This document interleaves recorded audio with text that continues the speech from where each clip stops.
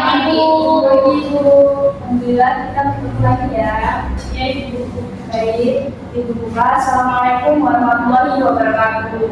Waalaikumsalam warahmatullahi wabarakatuh. Baik, sebelum mulai belajar hari ini kita berdoa terlebih dahulu ya. Agar kelas boleh dipimpin berdoa. Baik teman-teman, sebelum kita memulai belajar hari ini, mari kita berdoa terlebih dahulu. Berdoa dimulai.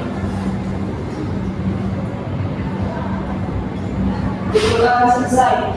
Berbisalam. Assalamualaikum warahmatullahi wabarakatuh. Waalaikumsalam warahmatullahi wabarakatuh.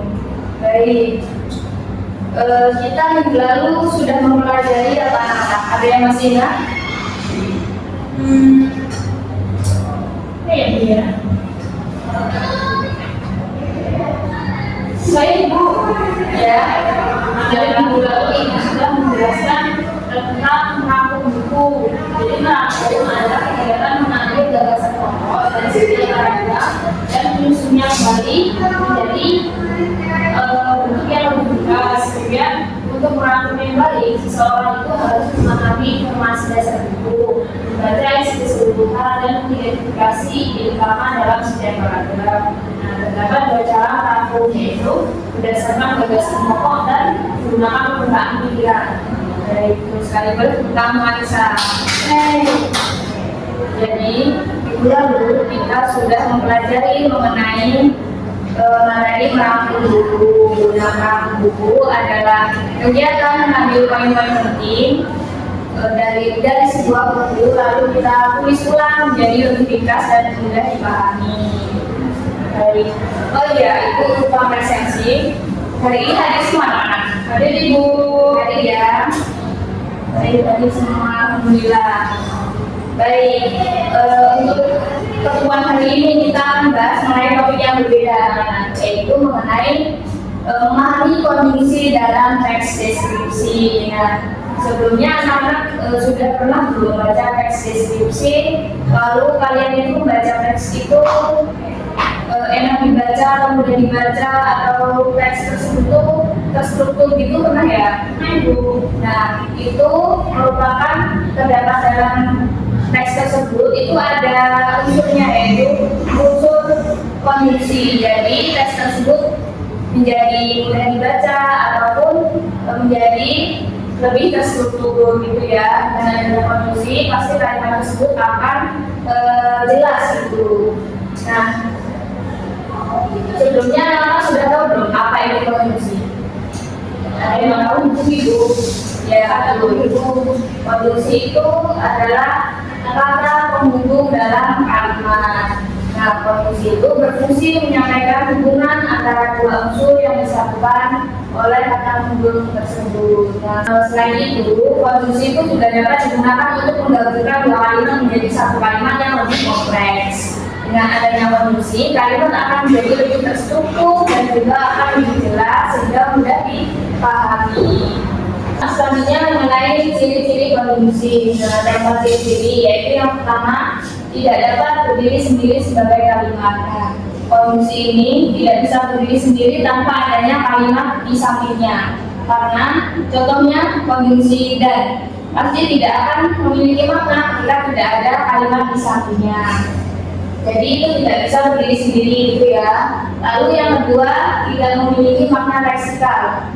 Jadi kondisi itu tidak bisa memiliki makna ketika tidak ada kalimatnya yang selanjutnya.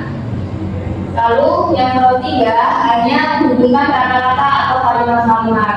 Nah, kondisi ini hanya bisa menghubungkan mengenai kata-kata ataupun kalimat dengan kalimat. Lalu yang keempat, tidak bisa diletakkan di akhir kalimat. Nah, fungsinya kondisi ini kan untuk menghubungkan antara kalimat-kalimat ataupun kata dengan kata. Jadi tidak bisa diletakkan di akhir karena bukan untuk mengakhiri suatu kalimat, gitu ya. Ya Bu. Kita lanjut. Nah, selanjutnya mengenai jenis-jenis kondisi, ada 4 anak-anak, yaitu kondisi koordinatif, subordinatif, korelatif, dan antar kalimat. Nah, yang pertama, konjungsi koordinatif. Nah, konjungsi koordinatif ini adalah kata penghubung yang berfungsi untuk menghubungkan dua klausa yang memiliki kedudukan yang setara. Maksudnya setara ini artinya kalimatnya bisa berdiri sendiri meskipun kata penghubungnya itu dihilangkan, seperti itu ya. Dan konjungsi koordinatif ini tidak bisa diletakkan di awal kalimat. Contohnya yaitu yang pertama itu ada dan yang menyatakan hubungan penambahan, lalu ada atau, tetapi, melainkan, serta, dan juga sedangkan. Nah, dalam kalimat contohnya itu seperti itu anak-anak. Adikku sebenarnya pandai, tetapi malas belajar. Tetapi itu merupakan konjungsi koordinatif, yaitu yang menyatakan hubungan perlawanan. Lalu yang kedua, ayah dan ibu adalah orang tua yang sangat baik. Dan itu menunjukkan konjungsi koordinatif karena menyatakan hubungan penambahan tanpa adanya kata dan, maka kalimat tersebut akan susah ya dipahami. Lalu selanjutnya konjungsi subordinatif. Nah, konjungsi subordinatif ini adalah kata penghubung yang berfungsi untuk menghubungkan dua klausa atau lebih yang memiliki hubungan bertingkat ataupun tidak setara. Nah, kata penghubung ini bisa diletakkan di awal kalimat. Contohnya seperti sedangkan, sudah, jika, andaikan, seperti itu ya. Lalu untuk contoh dalam kalimat yaitu aku akan berkunjung ke kotamu jika aku sudah punya ongkos. Nah, konjungsi subordinatifnya itu adalah jika yang menyatakan hubungan syarat. Paham ya? Paham, Ibu. Lalu yang ketiga konjungsi korelatif. Nah, konjungsi korelatif ini adalah kata penghubung yang menghubungkan dua kata, kasa ataupun klausa yang memiliki derajat yang setara ataupun derajat yang sama sehingga saling berkaitan. Nah, konjungsi ini bisa diletakkan di awal ataupun di tengah kalimat. Umumnya konjungsi korelatif ini terdapat dua dalam satu kalimat. Contohnya seperti kata baik, lalu ada maupun, tidak hanya, tetapi juga, dan lain-lain gitu ya, seperti yang dicontohkan di situ. Lalu untuk contoh dalam kalimat itu baik kakak maupun adiknya itu tidak suka makan nasi. Nah, baik dan maupun itu merupakan konjungsi korelatif yang merupakan terdapat dalam kalimat tersebut. Lalu yang terakhir mengenai konjungsi antar kalimat. Nah, konjungsi antar kalimat ini berfungsi untuk menghubungkan kalimat satu dengan kalimat yang lainnya. Posisinya itu memulai suatu kalimat yang baru, lalu huruf pertamanya itu biasanya ditulis dengan huruf kapital. Contohnya kemudian, setelah itu, berikutnya, dan lain-lain seperti yang Ibu tulis di salin ya. Lalu untuk contoh dalam kalimat yaitu cuci beras sudah bersih dan masaklah dalam rice cooker. Kemudian siapkan lauk pauk yang ingin disajikan bersama nasi hangat. Nah, dalam kalimat tersebut terdapat konjungsi antar kalimat dari kalimat satu ke kalimat yang kedua yaitu konjungsi kemudian ya. Paham anak-anak? Paham, Ibu. Paham, kita lanjut. Nah, ini ayo kita mencoba. Jadi kita bareng-bareng ya mencoba. Yang pertama boleh Anissa isi banding melanda sebagian wilayah Jakarta sehingga banyak objek memproduksi. Ya betul. Jadi yang pertama itu konjungsinya sehingga ya, yang merupakan konjungsi subordinatif yang menyatakan akibat. Lalu yang kedua boleh Maya. Paman pergi ke pasar, sedangkan ibu sibuk memasak di dapur. Ya betul. Jadi yang kedua ini merupakan menggunakan konjungsi penambahan, yaitu sedangkan. Lalu yang ketiga, Surati, Ani rajin belajar untuk ujian. Selain itu, ia juga mengikuti bimbingan belajar. baik, betul sekali. Merupakan konjungsi apa Surati? Selain itu, ya konjungsi antar kalimat, Bu. ya betul ya. Jadi yang ketiga itu konjungsi antar kalimat yang menyatakan hubungan antara kalimat satu dengan kalimat yang kedua. Baik, sudah paham anak-anak? Paham, Bu.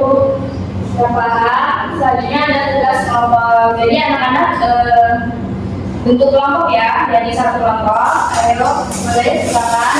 Ya, lalu ibu akan memberikan infografis mengenai teks deskripsi. Dan di sini ada konjungsi. Anak-anak mengisi konjungsi yang pas atau yang cocok sehingga kalimat dalam teks deskripsi ini menjadi kalimat yang mudah dibaca atau kalimat yang utuh serta terstruktur.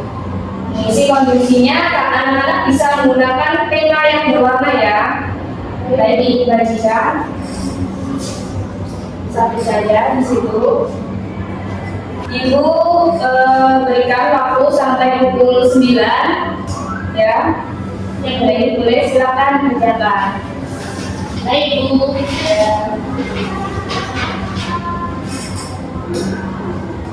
Oh, jadi guys.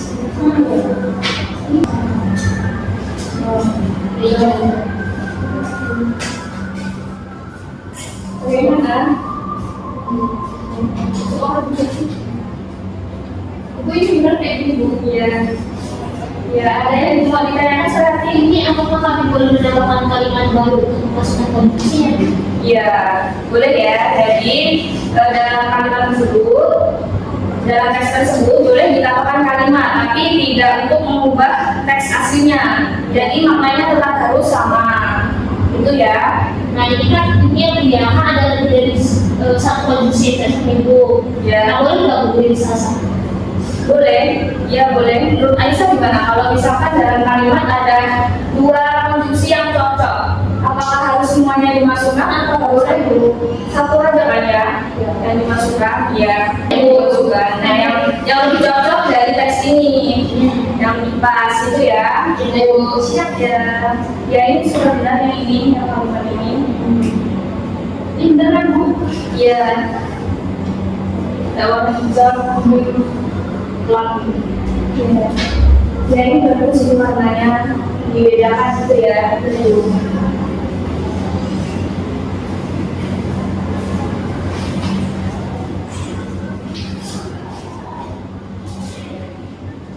Baik, sudah pukul 9, anak-anak sudah selesai. Selesai Bu. Baik, kita ini ya bahas bersama. Nah, anak-anak sudah menemukan berapa konjungsi dalam teks deskripsi tersebut? 8 Ibu. Ya, betul ya, ada 8 konjungsi. Nah, anak-anak menemukan di mana? Di paragraf pertama ada konjungsi koordinatif ya, dan paragraf kedua itu ada konjungsi ada kalimat namun ya. Terus paragraf ketiga konjungsi koordinatif dan ada kalimat Ya, itu ada dan sehingga. Terus di paragraf keempat itu ada konjungsi ada kalimat dan namun. Terus di konjungsi kelima ada koordinatif yaitu tetapi. Terus di konjungsi terakhir ada konjungsi ada kalimat yaitu sementara itu. Baik, boleh tepuk tangan. Jadi anak-anak sudah paham ya? Namun bagaimana cara mengisi konjungsi yang cocok ataupun yang pas dalam suatu teks sehingga teks tersebut menjadi lebih utuh, terperinci dan mudah dipahami. Seperti itu. Baik, anak-anak ada yang mau ditanya? Saya Bu. Ya, boleh sekali. Kan itu ada macam-macam konjungsi kan Bu? Ya. Itu kan. Nah gimana caranya membedakan konjungsi koordinatif dan sub koordinatif? Nah, cara membedakannya ya yang mudah itu konjungsi koordinatif itu kan menghubungkan kalimat yang setara. Kata hubung yang digunakan untuk yang berkedudukan setara kalimatnya, sehingga contohnya itu dan, atau, dan juga tetapi seperti itu. Lalu untuk konjungsi subordinatif itu kan konjungsi yang tidak setara ataupun konjungsi yang bertingkat. Jadi itu berbeda pastinya dengan konjungsi koordinatif. Itu ya. Apakah ada lagi yang ingin bertanya? Saya Ibu. Ya, boleh Maya. apakah penggunaan kondisi bisa meningkatkan kualitas teks yang ditulis? Ya, sangat bisa ya. Jadi kondisi itu diperlukan dalam teks itu pasti berkualitas karena teks tersebut akan menjadi lebih jelas dan terstruktur itu ya. Baik, apakah ada lagi? Cukup ya, paham ya? Paham Bu. Paham. Nah, ada tugas individu di rumah ya. Masing-masing anak itu membuat infografis seperti yang Ibu berikan tadi. Contohnya itu anak-anak membuat teks deskripsi lalu dilengkapi dengan kondisi yang telah kita bahas tadi. Itu paham? Paham. Itu pengumpulannya itu di pertemuan selanjutnya. Jadi paham ya? Ibu. Baik, selanjutnya Ibu minta satu siswa untuk merefleksikan materi kita hari ini. Bu, ya boleh, lagi. Jadi Bu, konjungsi adalah kata penghubung yang membuat kalimat lebih jelas, runtut dan terstruktur. Dalam deskripsi, konjungsi ini membantu menjelaskan hubungan antar peristiwa, ciri, objek, dan perasaan tokoh. Nah, itu ada 4 konjungsi yang digunakan, yaitu koordinatif, subkoordinatif, korelatif, dan antar kalimat. Nah, penggunaan konjungsi yang tepat membuat teks lebih mudah dipahami dan lebih lanjut. Baik, terus sekali boleh tepuk tangan bersama. Baik, kita sudah mempelajari mengenai konjungsi dalam teks deskripsi. Jadi konjungsi itu penting dalam suatu kalimat karena konjungsi itu merupakan kata penghubung dalam kalimat sehingga kalimat akan mudah dipahami dan lebih jelas ketika menggunakan konjungsi itu ya. Baik, untuk minggu depan kita akan mempelajari mengenai teks argumentasi. Jadi itu harap anak-anak mempelajarinya di rumah dan ketika di kelas sudah siap gitu ya. Paham? Sebelum ditutup kita berdoa terlebih dahulu. Boleh dibimbing berdoa. Baik teman-teman, sebelum kita melanjutkan pembelajaran hari ini, mari kita berdoa terlebih dahulu. Doa yang mulai. Doa selesai. Beri salam. Assalamualaikum warahmatullahi wabarakatuh. Waalaikumsalam warahmatullahi wabarakatuh. Baik, terima kasih anak-anak sudah aktif partisipasi. Semoga materi yang telah Ibu berikan hari ini bisa bermanfaat bagi kita semua. Ibu akhiri tadi. Wassalamualaikum warahmatullahi wabarakatuh. Waalaikumsalam warahmatullahi wabarakatuh. Terima kasih Bu. Terima kasih Ibu. Jangan Ibu. Terima kasih. Iya Ibu. Baik, izin menyampaikan penilaian dari nama calon guru Zara Bimalarisa dengan EPF 2313041034 tentang materi yang disampaikan, memahami konjungsi dalam teks deskripsi. Penilaian per poin, keterampilan berkomunikasi antar pribadi, menunjukkan kehangatan. Calon guru bersikap ramah dan menciptakan suasana yang nyaman bagi siswa, menunjukkan kepekaan. Guru juga tadi sudah tanggap terhadap kebutuhan siswa dan cepat menyadari perubahan suasana belajar. Guru juga mendengarkan siswa dengan penuh perhatian sehingga siswa merasa dihargai. Selanjutnya, guru memberikan respon yang tepat, jelas, dan membantu memahami materi. Juga guru dan siswa dapat berkomunikasi dua arah dengan baik. Juga calon guru tadi membantu siswa ketika mengalami kesulitan dalam memahami tugas. Juga guru mampu membaca dan memahami kondisi emosional siswa dan guru dapat menenangkan suasana dan mengelola emosi siswa dengan baik. Selanjutnya itu perancangan dan pelaksanaan pembelajaran. Calon guru sudah menetapkan tujuan pembelajaran, dirumuskan jelas dan dapat dipahami siswa. Calon guru juga tadi kegiatan belajar dirancang sudah terstruktur. Guru juga tadi sudah memberikan nasihat atau pengarahan yang relevan. Dan guru membimbing siswa dalam mengevaluasi hasil belajar. Nah, rencana pelaksanaan pembelajaran, kegiatan setiap guru menyiapkan kegiatan yang melibatkan seluruh siswa. Juga alat pembelajaran tersedia cukup dan sesuai dengan kegiatan. Selanjutnya, guru menggunakan strategi efektif untuk membantu siswa yang membutuhkan bantuan. Selanjutnya, penilaian terkait pendekatan mengajar, yaitu pembelajaran berlangsung dengan suasana positif dan menyenangkan. Juga guru memberikan pertanyaan dan aktivitas yang merangsang daya pikir dan siswa diberi ruang untuk berbicara dan berpendapat. Sekian penilaian yang dapat saya sampaikan. Terima kasih.